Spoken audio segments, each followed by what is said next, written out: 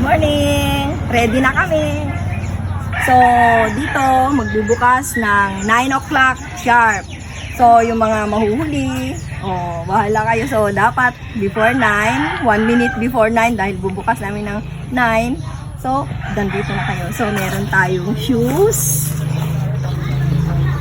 Ayun, rugs yun. Yung rugs, yung mga basahan, kung pwede nyong gamitin, pwede lang.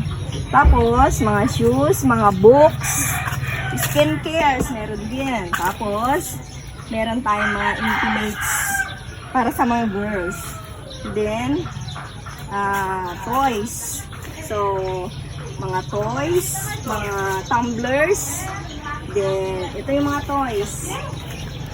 Sa mga kids, mga bags. Mga bags. Dito, meron tayong mga pang-baba, no? Pang-bata. Tapos ito, mga bags. And then, mga blouses. Mga tops, pang-taas. And then, we have tumblers. Toys ulit ng mga bata. So, sama ito sa intimates doon, mamaya. Tapos, ito,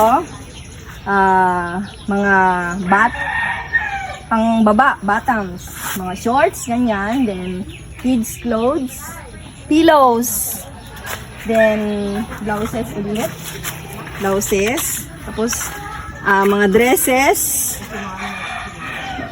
and then we have free snacks, simple snacks for you, with candies for the children.